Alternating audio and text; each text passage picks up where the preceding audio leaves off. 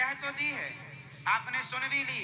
कभी घर में एकांत में बैठकर मेरी इस बात का खूब ध्यान से चिंतन करना कि क्या संसार में सचमुच दुख है, और जो सुख है वो कितनी देर का है।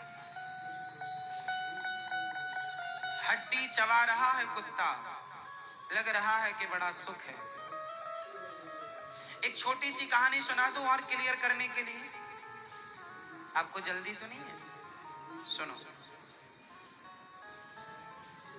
माया, ईश्वर की माया का पर्दा ऐसा पड़ा है कि हमें सही सही दिखाई नहीं पड़ता। अब इस बात को और क्लियर करने के लिए मैं आपको एक छोटी सी कहानी सुनाता हूं, आपको पूरा क्लियर हो जाएगा, सारा दर्पण की तरह क्लियर हो जाएगा। स्पष्टीकरण, जो सो रहे हैं उनको जगा दो।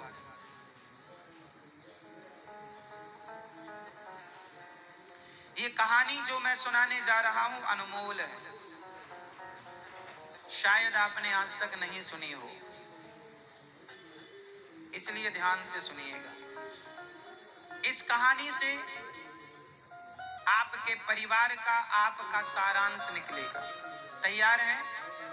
सुनो। एक बार नारद जी ने भगवान कृष्ण से कहा कि हे श्री कृष्ण, मैं जानना चाहता हूं कि आपकी माया क्या है। आपकी माया क्या है? मैं देखना चाहता हूं आपकी माया को। कैसी है आपकी माया? आप लोग भी ध्यान से देखिए, अभी मैं कुछ आपको दिखाऊंगा। आपकी माया क्या है? भगवान ने कहा चलो तुम्हें माया दिखाता। नारद जी को लेकर भगवान एक घने जंगल में चले गए। भगवान श्री कृष्ण हैं और ये बात द्वारिका की है, जब भगवान द्वारिका के राजा थे। नारद जी भ्रमण करते करते द्वारिका गए। आज भगवान नारद जी को लेकर घने जंगल में भगवान प्रवेश कर गए।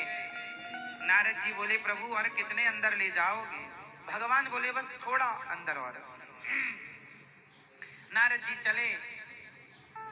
चलते चलते नारद जी थक गए, एक पेड़ की छांव में बैठ गए। प्रभु अब चला नहीं जा रहा, मैं थक गया, थोड़ा विश्राम कर लो। भगवान बोले अच्छा विश्राम तो कर लेंगे, पर हमें बड़ी प्यास लगी है। हे देवर्षि नारद जी, हमें बड़ी प्यास लगी है, क्या आप पानी का बंदोबस्त करेंगे, हमारे लिए पानी पिलवाएंगे? हाँ हाँ। नारद जी बोले आप यहीं बैठो पेड़ की छांव में, मैं अभी आपके लिए पानी लेकर आया। नारद जी उस घोर जंगल में, भयंकर जंगल में पानी की खोज में आगे चले। नारद जी थोड़ा ही 400 कदम आगे बढ़े कि उन्होंने देखा कि एक सुंदर सा नगर था। उस नगर में एक सुंदर सी स्त्री एक कुएं में पानी भर रही थी। नारद जी ने कहा देवी बड़ी प्यास लगी है, क्या हमें पानी मिलेगा? उस देवी ने मुस्कुराते हुए नारद जी की तरफ देखा और कहा जरूर। नारद जी ने ऐसे किया, अपने दोनों हाथों को आगे बढ़ाया। उसने घड़े से पानी नारद जी की अंजलि में डाली और नारद जी पानी पीते हुए अपने नेत्रों को उठा करके, ऊंचा करके, और उसकी सुंदरता को, स्त्री की सुंदरता को देखने में इतने मस्त हो गए कि भूल गए कि मैं कोई काम करने आया था। उस स्त्री से कहा देवी इस नगर का नाम क्या है? बोले इसका नाम है उत्तमपुर। अच्छा, इस नगर के राजा कौन है? मेरे पिता इस नगर के राजा हैं। अच्छा, तो आप राजकन्या हैं? हाँ। देवी आप बहुत सुंदर हैं, क्या आप हमसे विवाह करेंगी? देवी ने कहा हाँ, यदि मेरे पिता तैयार हो जाएं तो मैं आपसे विवाह कर लूंगी। चलो हमें अपने पिता से मिलाओ।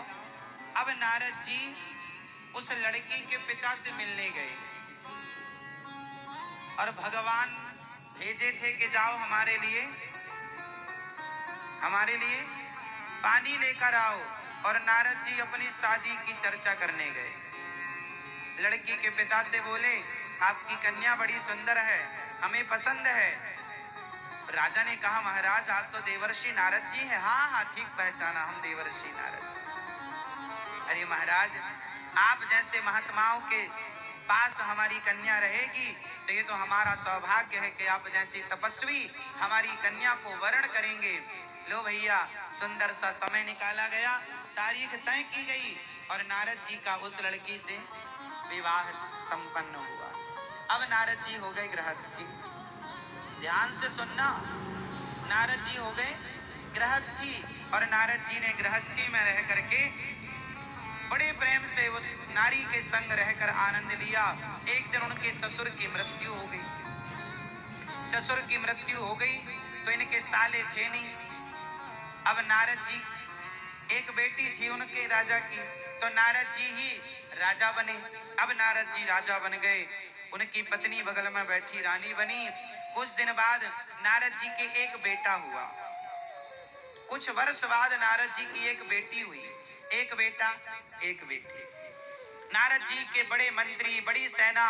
एक दिन नारद जी ने सोचा कि चलो जरा देखो कि हमारे राज्य के आसपास किन राजाओं का कब्जा है। तो मंत्रियों ने बताया महाराज फलानी दिशा में फलाने राजा का कब्जा है, हमारे राज्य के कुछ जमीन पर कब्जा किया है। नारद जी ने कहा सेना तैयार करो और उस राज्य पर आक्रमण करो, अब हम अपने राज्य का विस्तार चाहते हैं। नारद जी क्या लेने गए थे? पानी, और राज्य का विस्तार करने में लग गए। हम अपने राज्य का विस्तार चाहते हैं, सेना तैयार करो। लो भैया नारद जी की उपस्थिति में सेना तैयार हुई और सेना आक्रमण करने के लिए चली। पर नारद जी आक्रमण करें उसके पहले सामने वाले राजा ने आक्रमण कर दिया और नारद जी की सेना मारी गई। नारद जी का पहला युद्ध था, कभी लड़े नहीं तो माला जपते रहे सारी जिंदगी नारायण नारायण नारायण। और आज बाबा जी युद्ध करने चले हैं और जब युद्ध करने गए तो ये हार गए। सामने वाले राजा ने नारद जी को हराया और इनके राज्य पर कब्जा कर लिया। अब नारद जी भागे अपनी पत्नी और बच्चों को लेके भागे नारद जी। अब भागते भागते भागते भागते एक जंगल में पहुंच गए। एक बेटी थी छोटी सी इनकी और एक बेटा था। बेटा थोड़ा बड़ा था, 5 साल 6 साल का बेटा रहा होगा, 3 साढ़े 3 साल की बेटी रही होगी। अब लो भैया नारद जी पत्नी को लेके भाग रहे हैं, ना खाया ना पिया, बस भागा भागा भागा। सेना पीछे लगी है बंदी बनाने के लिए। अब नारद जी भाग भाग के चले, खाना पीना कुछ नहीं। पत्नी बोली भूख लगी है, बच्चे चिल्लाने लगे, रोने लगे। उस छोटी सी बच्ची को ना पानी मिल पाया ना भोजन मिल पाया, बच्चे रो रहे हैं। अब नारद